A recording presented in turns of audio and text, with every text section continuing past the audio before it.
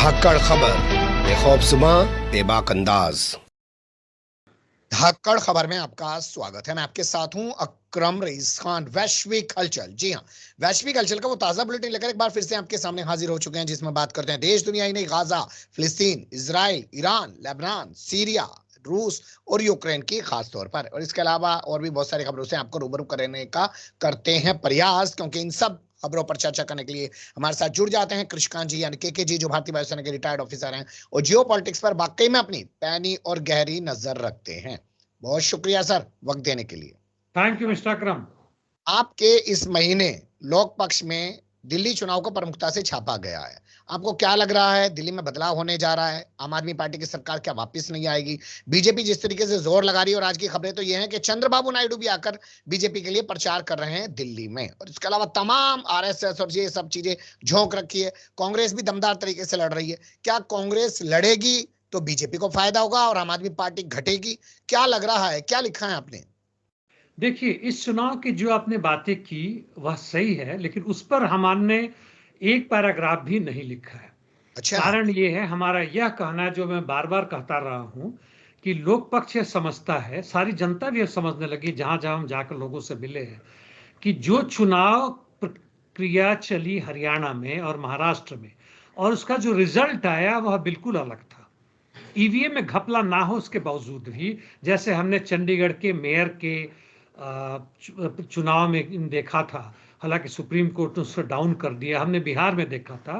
तो हमारा यह कहना है, जनता को यह समझाने की कोशिश है, खासकर मजदूर वर्ग और किसानों को, कि देखो दोस्तों, तुम किसको भी वोट दोगे, रिजल्ट में वही पक्ष जीतेगा जिसको अभी सत्ताधारी पक्ष चाहता है, यानी भाजपा सरकार चाहती है, और उसको केवल आदेश देना है इलेक्शन कमीशन को, इसको डिक्लेयर करने से कोई अंतर नहीं पड़ता। हाँ, दिखावे के लिए भरपूर प्रचार किया जाएगा, दिखाया जाएगा, जिसकी चर्चा आपने शुरुआत में की। और इसका अब जो ऑल्टरनेट है, जो दूसरा तरीका उपाय है, वह एकमात्र है, वह है व्यापक जनसंघर्ष, जो कि एक क्रांतिकारी रूप ले और सत्ता को अपने हस्तगत करे। जी, क्या आपको लगता है कि क्रांतिकारी रूप ले पाएगा कोई संघर्ष? क्योंकि मजदूर तो सिर्फ उसी को माना जाता है जो ईंटा ढो रहा है या फावला चला रहा है, और तो बाकी सब लोग जो ऑफिस में बैठ के काम कर रहे हैं वो तो अपने आप को मजदूर मानते ही नहीं है। जो ना माने उनकी बात अलग है। 90% लोगों में मान लेते हैं कि वो 10% वो लोग हैं जिनको हम व्हाइट कॉलर मजदूर कहते हैं, जो कि वास्तव में शारीरिक श्रम कम करते हैं और पूंजीपति वर्ग के, एक तरह से कहें तो मैनेजमेंट का काम करते हैं, चाहे एचआर के हों, आईटी के हों, या सुपर स्पेशलिस्ट डॉक्टर हों, पायलट्स हों, वगैरह वगैरह हों। ठीक है, उनकी बात छोड़ दें। लेकिन हमने देखा है भारत में 1942 के आंदोलन में गांधी जी ने उस आंदोलन को वापस ले लिया था, नहीं तो हम एक उस दिशा में बढ़ रहे थे जहां अंग्रेजों का भागना संभव संभव हो सकता था। 1946 की जब सैनिक विद्रोह हुआ था, उस समय कांग्रेस और मुस्लिम लीग दोनों ने अपना पल्ला झाड़ लिया था, कहा था कि उनके साथ हमें नहीं जाना है, क्योंकि उन्हें पता था, गांधी जी और सब लोगों को, सरदार पटेल भाई या जितने लोग थे, कि सत्ता आने के बाद उन्हीं के साथ हमें काम करना है। नहीं तो उनके पक्ष में मजदूर वर्ग का आंदोलन खड़ा हो गया था, कलकत्ता में, मद्रास में, बॉम्बे में, यानी मुंबई, जो बृहद मुंबई वगैरह था, हर जगह, और कराची तक भी पहुंच गया। तो उसमें भारत एक होता है, यदि हम बन गए रहते उस समय के सीपीआई ने भी उनका साथ। तो जी। आंदोलन का महत्व है भारत में। हमने हमने 1975-77 में और 2012-14 में, जिस रूप में भी हो, जनता सड़कों पे आती है, जनता को एक डायरेक्शन की जरूरत है। जी, अब बहुत शुक्रिया और बहुत अच्छे से आपने बताया। अब शुरुआत कर लेते हैं बुलेटिन की, और पहला अपडेट है इजराइल की एक कंपनी के हवाले से। अभी तक तो आप पेगासस का नाम सुनते थे, लेकिन अब एक और मामला आ गया है इजराइल का, और बाकायदा व्हाट्सएप ने बताया है कि वो जासूसी कर रहा है कुछ पत्रकारों की और बहुत सारे बड़े लोगों की। हाँ, ये पैरागन सॉल्यूशंस करके है, जो काफी समय से काम कर रहा, भी नहीं कि अभी तुरंत में है। 2009 और 2019 के आसपास में इनके खिलाफ व्हाट्सएप गया था अपने कोर्ट में, और कोर्ट ने माना था कि इसने बदमाशी की है, इस कंपनी ने वहां के व्हाट्सएप से छेड़खानी की है, और उसके बहुत तरीके से करके उसने, जिसका नाम ये कहते हैं, ये खुद अपने आप क्या कहते हैं मैं बता दूं पहले, एथिकली बेस्ड टूल्स, यानी एक नैतिक आधार पे हम ये काम करते हैं। कैरिंग इनसाइट्स इन डिसरप्टिव इंटरैक्शन थ्रेट्स, जिस तरह से थ्रेट पैदा करते हैं, दूसरे तरह के लोग आते हैं, उसके खिलाफ हम काम करते हैं। हम कोई गलत काम नहीं करते। हालांकि इस पे अमेरिकी कोर्ट ने पूछा कि क्या आपने व्हाट्सएप को बताया, तो नहीं, हमने बताने की जरूरत नहीं समझी। और 2024 में आके इसको वर्डिक्ट दिया है, अमेरिकी कंपनी ने माना है कि इस कंपनी ने यानी पैरागन सॉल्यूशंस ने बदमाशी की है। इन्होंने स्पाईवेयर लगा के पेगासस की तरह, जिसकी आपने नाम लिया, किया है, और इसका पनिशमेंट अभी इस जनवरी या फरवरी में आने वाला है। और इसके लिए तैयार हो गए कि भाई हमें बाहर मत निकालो, हम जो भी हर जाना होगा हम दे देंगे। और अभी 100 से अधिक लोगों का, जैसे कि व्हाट्सएप ने कहा है, बड़े बड़े जो वैसे लोग हैं, जो पत्रकार हैं, जो ह्यूमन राइट्स के लिए लड़ते हैं, जो कि फिलिस्तीनियों के लड़ रहे हैं, उनके व्हाट्सएप के लोगों ने हैक कर लिया है और सारी की सारी मैसेज इंफॉर्मेशंस जिसको देना होगा उसको दे दिया है। बिल्कुल। तो इनकी बदमाशी हर जगह चल रहा है जी। चलिए, इनकी बदमाशी तो चलेगी ही, क्योंकि उन्हें आता ही यही करना है। अब खबर है ईरान से, यहाँ पर 3 भारतीय लापता हो गए। विदेश मंत्रालय ने तेहरान से संपर्क किया है। आपके पास क्या जानकारी? ये तीनों भारतीय 5 दिसंबर से ही वहां पे गए थे, और 7 दिसंबर को उनमें से एक जो है योगेश पंचाल, 33 वर्ष के हैं, यानी युवक हैं और व्यापारी हैं, अपनी पत्नी से बात किया था और 1-2 दिन बाद वापस आना था। अब तो काफी दिन हो गए उस समय से, आप जोड़ लें तो 7 दिसंबर से 7 जनवरी का 7 फरवरी आने वाला है।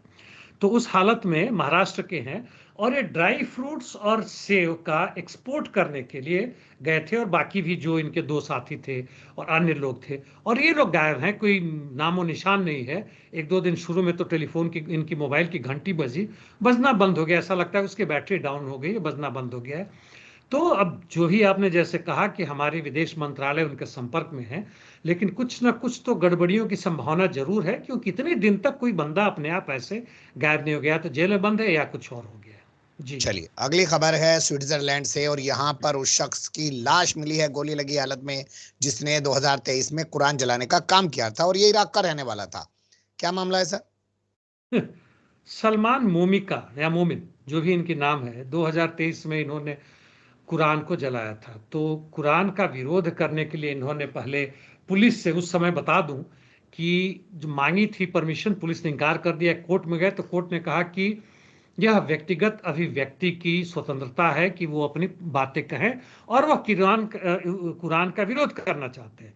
इनका कहना है, इन्होंने जैसा कहा कि कुरान जो है सो विश्व भर के लिए खतरा है, औरतों के लिए, सिक्योरिटी वगैरह वगैरह के, लेकिन कुरान को जलाने की बात की नहीं थी, और उन्होंने कुरान जलाया, यानी जानबूझ के भड़काऊ का काम किया। और इस पे इनके खिलाफ केस चल रहा था, जो इसी दिन, आज या कल, इनके उस पर वर्डिक्ट आने वाला था कोर्ट का, कि यह एथनिक या रेशियल हेट्रेड फैला रहे, जो कि वास्तव में बनता है।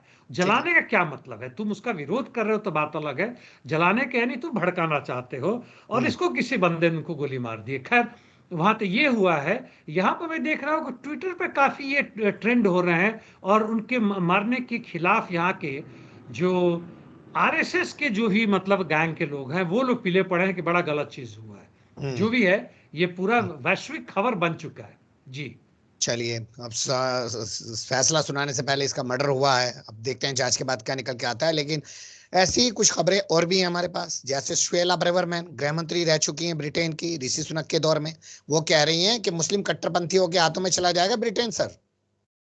और ब्रिटेन मुस्लिम कट्टरपंथियों के हाथ में जाएगा और न्यूक्लियर पावर वाला हाथ में चले गया जाएगा, तो बताइए जो वेस्टर्न सभ्यता है उसका क्या होगा, ये बोल रही है।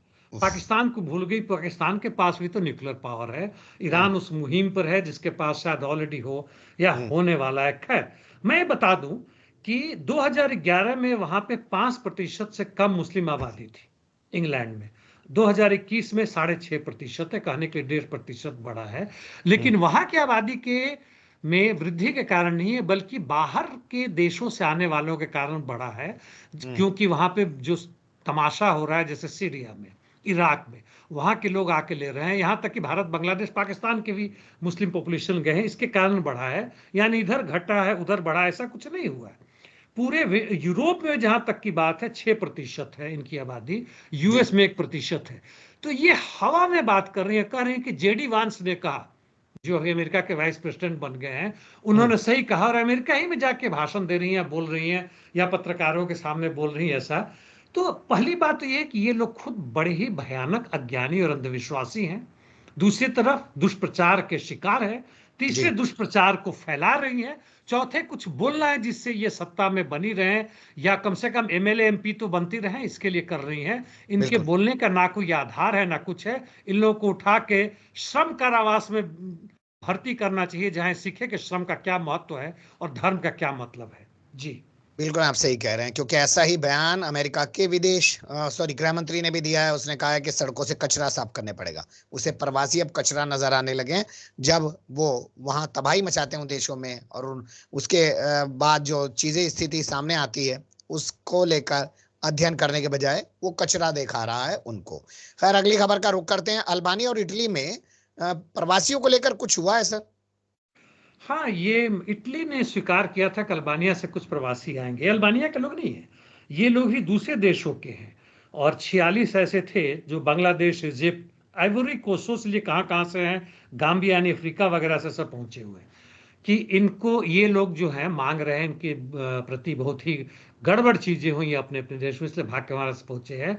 और ये चाह रहे हैं कि इटली के हम इनको शरणार्थी का दर्जा मिले, और इनको मौका दिया गया बिना किसी खास, इनके ना वकील करने दिया गया, ना इनको तैयारी करने का मौका दिया। और 5 मिनट सुनने के बाद केवल 5 बच्चों को छोड़ के बाकी 41 को उठाकर वापस, या 43 को उठा के वापस भेज दिया गया यहाँ पे अल्बानिया में। जी यानी एक खाना पूर्ति कर दी गई दिखाने के लिए। और इसलिए शरणार्थियों की जो स्थिति है पूरे विश्व में बड़ा खराब है। जर्मनी में बाय द वे, वहां पे दक्षिण पंथियों ने खासकर इनकी मदद से, ऑल्टरनेटिव फॉर जर्मनी जिसके बारे में आपके ये इलॉन मस्क बड़े ही समर्थन दे रहे हैं, उनके मदद से इनका कहना था कि अब हम ज्यादा कठोर कानून बनाए जो शरणार्थी हैं। यानी पहले जो इन लोगों ने शरणार्थी पैदा किए गाजा पट्टी में, ईरान में, इराक में, अफगानिस्तान में, हर जगह दुनिया भर में किए, जी बांग्लादेश तक में किए, अब इनको ये लोग मार के वापस भगा रहे हैं। जबकि इन्हीं की बदौलत पूरे अमेरिका जो सो शरणार्थियों जो दूसरे देशों से आए हुए हैं, इंग्लैंड वगैरह से, जिनको कैदी की सजा मिली थी, जो आए हैं, उन्हीं के आधार पर वो देश बनाए, इनको भगाना चाहते हैं। वैसे 350 इनके विपक्ष में गया इस कानून के, और 338 इनके पक्ष में गया। यानी यह कानून वहां से खारिज हो चुका है। अच्छी खबर है जी। बिल्कुल आप सही कह रहे हैं। मजदूर भी तो इन लोगों को चाहिए ना। जंगे उन देशों में करो, वहां से फिर लोग निकलेंगे और इनके यहाँ पे आकर मजदूरी का काम करेंगे। ये भी एक बहुत बड़ी सोची समझी इन लोगों की साजिश हो सकती है। धरने प्रदर्शन क्यों नहीं रुक रहे हैं सर? सर्बिया में प्रधानमंत्री इस्तीफा दे चुके हैं, छात्र आंदोलन अभी भी क्यों जारी है? छात्र आंदोलन, इन लोगों ने वहां पे जो जगह है जहां पुल गिरा था, नोवी साद, 80 किलोमीटर इनकी राजधानी से, 2-2.5 दिन में लोग पहुंचे हैं और एक तरह से माहौल बनाना चाहते हैं। अब प्रधानमंत्री तो गए, राष्ट्रपति के खिलाफ भी ये माहौल बनाना चाहते हैं, जो प्रो रशिया है, एंटी नेटो हैं, युद्ध के खिलाफ हैं, anti Ukraine, anti US hegemony यानी अमेरिकन साम्राज्यवाद के खिलाफ है। इनके खिलाफ यह लोग वातावरण बनाना चाहते हैं, वैसे ही जैसे बांग्लादेश में है। याद होगा आपको, हमारे सुनने वालों को, कि बांग्लादेश में जब वहां के भूतपूर्व प्रधानमंत्री ने मान लिया था कि जो कोटा है रिजर्वेशन में, जिन्होंने स्वतंत्रता के लिए लड़ी थी उनके बाल बच्चों के लिए, हटा लिया था। इसके बावजूद आंदोलन को तब तक उन्होंने जारी रखा जब तक वहां की मिलिट्री ने आके वहां के प्रधानमंत्री को धमकी ना दी कि उनको 6 घंटे या कुछ घंटों का समय दिया था, भाग ना जाए। वही हालात यहां करने की कोशिश की जा रही है, और कोई बात नहीं है जी। चलिए, यूरोपीय परिषद में पहुंच गया है यूक्रेनी सांसद और कह रहा है पुतिन को मार डालो। अजीब व गरीब हालत है। ये जो है वहाँ के हैं, चेयरमैन है, और उनकी जो यूरोपियन यूनियन की एक संस्था है जिसमें रिहैबिलिएशन ऑफ डिस्प्लेस्ड पीपल, यानी जो यूक्रेन से आए हैं, उसके चेयरमैन है। ना कहीं से यूरोपियन यूनियन की जो मिनिस्ट्री है या उसका जो ग्रुप है उसके अंदर है। और वहां पे जाके खुलेआम कहते हैं कि ऐसे कहने से काम नहीं चलता है कि अमेरिका और western countries, European union, NATO हमें मदद करे। इन्होंने किया है लेकिन जितना हमें चाहिए उतना ना दिया है, और इसलिए हमें कहना पड़ता है कि पुतिन को मार दो, पुतिन की हत्या कर दो, एकमात्र यही रास्ता बनता है।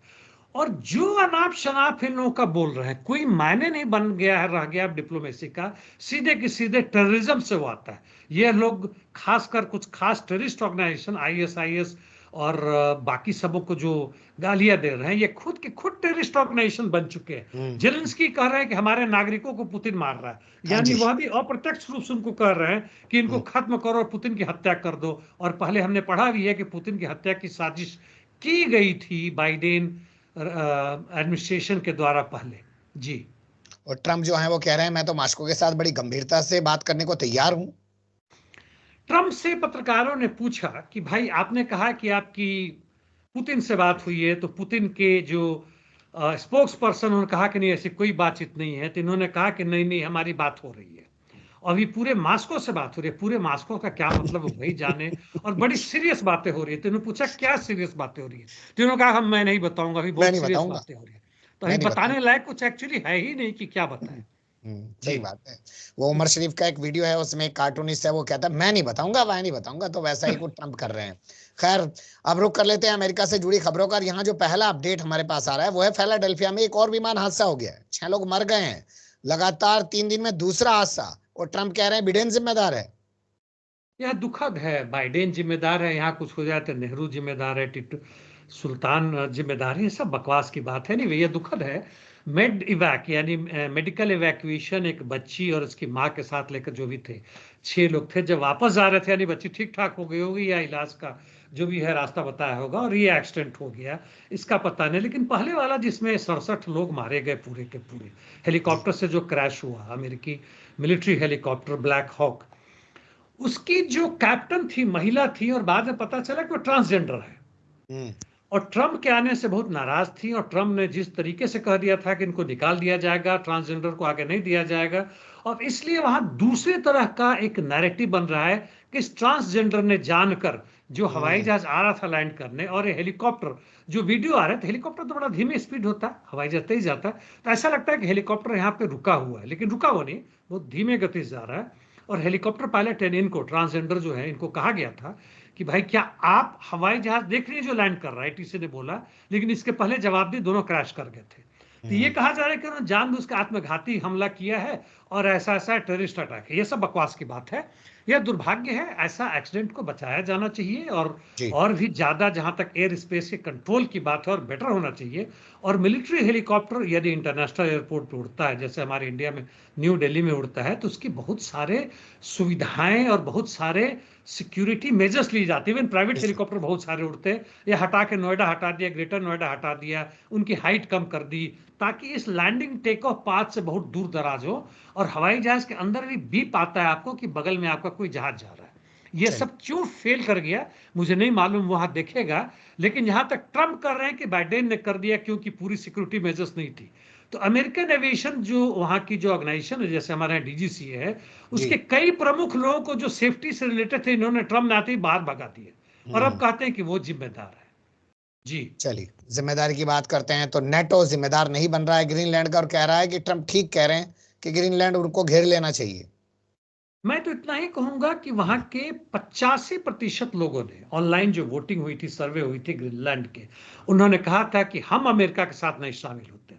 केवल 6% लोगों ने कहा, और जो बाकी बचे हुए हैं 7-8%, उन लोगों ने कहा हमें पता नहीं हमें क्या करना चाहिए इस हालत में।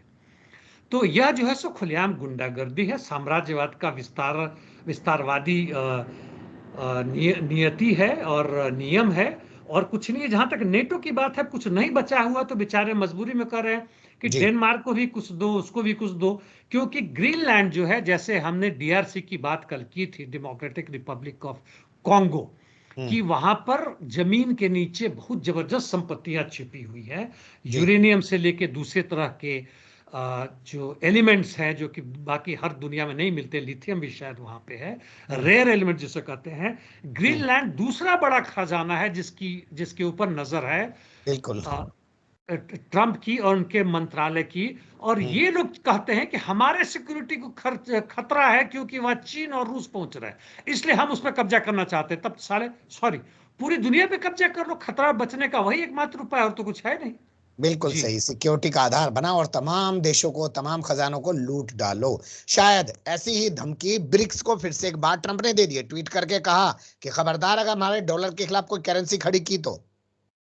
वह तो खड़ा होगा ही होगा। ब्रिक्स अभी इस हालत में नहीं है, खासकर भारत के हटने के बाद से। ब्रिक्स से हटा नहीं है, लेकिन जहां तक ट्रंप की धमकी के बाद है, शुरुआती दौर में ही भारत से कहा गया था, तो भारत मान गया कि वह अमेरिकी डॉलर को नहीं हटाएगा।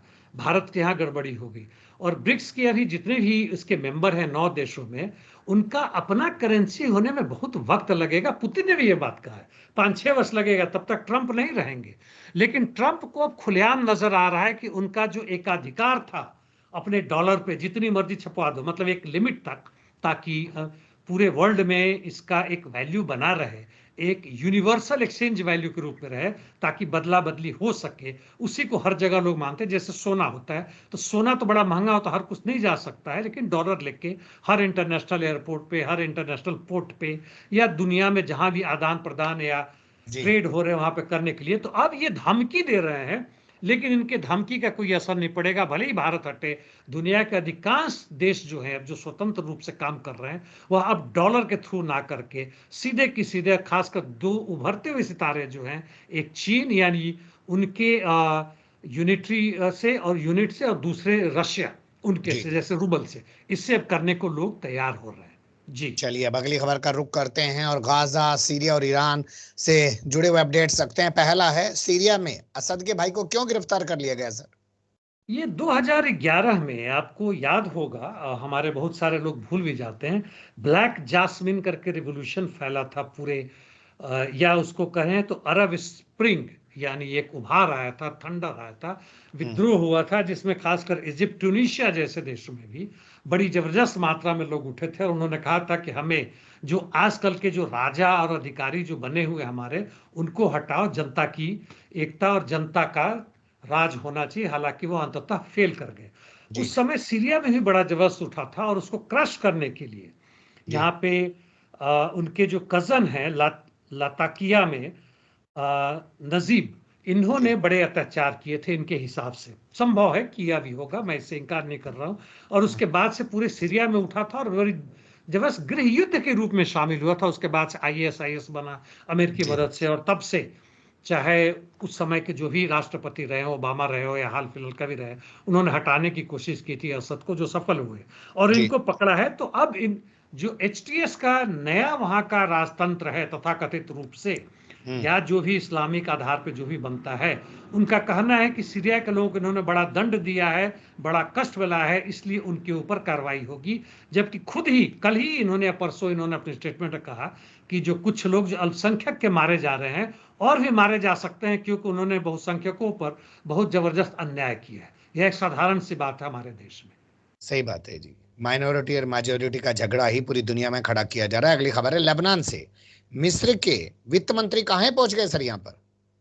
यह तो एक उनका धर्म स्थल बन गया है सबका, चाहे मिस्र हो, फ्रांस हो, यहाँ तक कि अमेरिकी विदेश मंत्री हो, सब के सब भाग रहे हैं। और वहां से जाके इनका मुख्य मुद्दा वही है जो अमेरिका चाह रहा है। एक तो यह है कि शांति बहाल हो जाए, दूसरे पैलेस्टीनियन अथॉरिटी के जगह पे, महमूद के जगह पे कोई और ऐसा बने। किसको जी बनाया जाए ये अभी नहीं समझ पा रहे हैं, किसको लाया जाए, जिसके लिए सऊदी अरबिया भी तैयार हो रहा है, जिसको ना कर दिया गया है अमेरिका और इजराइल के द्वारा। तो यह लोग एक ऑल्टरनेटिव ढूंढ रहे हैं, ताकि हमास को हटाया जाए, हिजबुल्लाह का सर को खत्म किया जाए, और इसराइल के महत्व को पूरी तरह, उसके हेजेमोनी को, उसके कंट्रोल को अमेरिका के मदद से पूरी तरह बना के दिया जाए। और इसी के कोशिश में ये भी पहुंचे हुआ बातचीत करने के लिए कि भाई हम भी क्या कर सकते हैं, क्या हम पीए अथॉरिटी बन सकते हैं संभवतः, और दूसरे तरह की चीजें। जी जंग के दौरान का आईडीएफ के फौजियों का एक वीडियो शेयर करते हुए ट्विटर पर इजराइल का एक पत्रकार बड़ा खुश हो रहा है और कह रहा है कि देखो। प्रचार करने के लिए यदि यह हम लोग करें, तो हमें कहा जाता है कि हम यहूदियों के खिलाफ है, और हमारे चैनल को ही रिस्ट्रिक्ट कर दिया था, आज तक चल रहा है मेरे चैनल पे। और इनके खिलाफ सेक्सुअल असॉल्ट के एलिगेशन थे। यह मेंबर ऑफ पार्लियामेंट थे वहां के पहले, और इसके कारण इन्हें हटना पड़ा। और अब जो है इस तरह की घटिया काम कर रहे हैं, और इस तरह की हिंसा और सब चीजें दिखा के पैसा कमा रहे हैं और लूट रहे हैं, और ये कहते हैं कि मैं नेतन्याहू के मैसेज को आगे बढ़ाने का काम कर रहा हूं। जी चलिए खैर, अच्छी बात है। ये सोफे पे बैठे हुए जो है फौजियों को दिखा के बता रहे हैं देखो मेरा शो वहां पे जंग के दौरान भी देखा जा रहा है, और तमाम दरिंदगी को बढ़ाने का काम कर रहे हैं। मिशिगन यूनिवर्सिटी में जो है छात्रों को सस्पेंड कर दिया गया, क्यों सर? 2 साल के लिए सस्पेंड कर दिया गया। मसला वही है कि ये लोग उस आंदोलन में, पिछले स्प्रिंग में जब जबरदस्त आंदोलन चला था, और अमेरिका के कई यूनिवर्सिटीज में था, इन्होंने अपने कैंप लगा के वहां झंडे गाड़े थे, कि इजराइल के किसी भी कंपनी के साथ तुम यदि काम करते हो तो उसको बंद करो। यूनिवर्सिटी हो के वहां से क्यों काम करते हो? क्योंकि इजराइल एक जायोनिस्ट रिजीम है, इजराइल जनसंहार कर रहा है और इसलिए ट्रंप उस सबको बंद कर रहा है। और ट्रंप हर तरह के उस तरह के काम कर रहे हैं जिससे कि चीजें बंद हो जाए। जो पिछला उदाहरण आपने लिया था मिस्र वाला, मिस्र के भी जो विदेश मंत्री गए हैं इसी चीज को आगे बढ़ाने के लिए गए। जब ट्रंप से दोबारा पूछा गया, कई चीजें पूछी गई कि भाई आपने कहा है कि इजिप्ट और जॉर्डान दोनों देश ले लेंगे यहां से जितने भागे हुए हैं लाखों जी फिलिस्तीनी या पैलेस्टीनियंस जो भागे हुए गाजा पट्टी से, तो इन्होंने कहा कि नहीं, दे विल डू इट दोबारा, यानी वो करेंगे। हमने इजिप्ट और जॉर्डन को बहुत मदद किया है और वह क्यों नहीं करेंगे? और इसीलिए अब ये दोनों छटपटा रहे हैं, इजिप्ट भी, जॉर्डन भी, दूसरे देश भी। और अब इनको लग रहा है कि अब अमेरिका को हम ना कैसे करें। पूरी तरह से उनके अपनी गिरेबान उसके फंदे में फंसा दी है और अब छटपटा रहे हैं। हालांकि ये लाखों आएंगे तो इनको लग रहा है कि इनके यहां भी किस तरह का मतलब समाज जो है एक नई तरह का समाज करवट लेगा। क्योंकि यहूदियों के, यदि फिलिस्तीनियों को आपने भगाया है तो वहां से भी इनका विद्रोह का और जो इनका जो कार्यक्रम है पूरा का पूरा अपने इंडिपेंडेंट पैलेस्टीन लेने का और उसका संघर्ष वह जारी रहेगा जब तक इनको स्वतंत्रता पूर्ण रूप से नहीं मिल जाता है। जी बिल्कुल आप सही कह रहे हैं, क्योंकि यूएन के जो सेक्रेटरी जनरल हैं वो भी यही बात कर रहे हैं कि इनको यहाँ से हटाना नरसंहार जैसा होगा, और काहिरा में प्रोटेस्ट भी हो रहा है कि ऐसा नहीं किया जाना चाहिए। लेकिन ट्रंप अपनी जिद पे अड़े हुए हैं। आज 3 बंधकों को रिहा किया गया है सर, उसके बदले में कैदियों को छोड़ा गया है। इस पर आप क्या कहेंगे? जो ये अदला बदली चल रही है, क्या शांतिपूर्वक चलती रहेगी या जिस तरीके की उठापटक इसराइल कर रहा है जंगबंदी टूट जाएगी? आज चौथा दौर है, बाय द वे समय खत्म हो रहा है, मैं जल्दी में बोल दूं। तीसरे दौर में जब हमास ने या उनके प्रतिनिधियों ने जब छोड़ दिया इजरायली लड़कियों को और बड़ी स्वस्थ लग रही हैं, खुश नजर आ रही है, वही एक बैग जिसमें 3 गिफ्ट है जिसकी चर्चा हम कर चुके हैं वो आ रहे हैं। इन लोगों ने देर किया इजराइल की तरफ से और पूरे जगह सनसनी फैल गई, क्या इजराइल तोड़ रहा है? उन्होंने कारण पहले बताया कि बड़ी भीड़ हो गई थी, लेकिन दूसरा जो अंतर कारण आया कि जो हमास छोड़ रहे हैं, इतनी शान से छोड़ रहे हैं, इतना प्रचार हो रहा है, मुस्कुराती हुई उधर से सब कुछ, जितने कैदी आ रहे हैं, हमारे तरफ से बड़ा मुश्किल हो रहा है। फतेहाल में बच्चे चले आ रहे हैं, बच्चों का आपने पकड़ा हुई इस तरह की हुई है। लेकिन अभी जहां तक नेतान्याहू की बात है, मजबूरन उन्हें सब कैदियों को छोड़ना पड़ेगा क्योंकि बहुत जबरदस्त दबाव है, केवल अपने ही कैंप से नहीं, इजराइल के अंदर से नहीं, बल्कि अमेरिका से भी, और वह शांति चाहते हैं। और इसके बदले में यह साफ दिख रहा है कि अमेरिका संभवतः यह वचन दे चुका है अंदर ही अंदर कि गाजा में सब फिलिस्तीनियों को वापस नहीं आने देगा। और यह देखते हैं किस तरह से होता है, यह आने वाले समय में बहुत जल्दी पता चलेगा। मुझे नहीं लगता कि यह युद्ध शांति, युद्ध विराम लंबे समय तक के लिए होगा। जी बिल्कुल आपने सही कहा। जिस तरीके से तेवर ट्रंप के नजर आ रहे हैं गाजा से लोगों को हटाने को लेकर, उसे लगता नहीं है कि सब कुछ शांति तरीके से हो जाएगा। और हिजबुल्ला पर भी हमले किए गए, वहां पर भी 2 लोगों को मारा गया आईडीएफ के जरिए, और वो भी पूर्वी लेबनान में। तो ये जंगबंदी ज्यादा दिन नहीं रहेगी, नेतन्याहू चाहता भी नहीं है ऐसा। बहुत शुक्रिया, आपने बहुत बारीकी से तमाम चीजों पर रोशनी डाली। फिर आपके साथ किसी और मुद्दे पर जुड़ने की कोशिश करेंगे। धन्यवाद। Thank you mister Akram.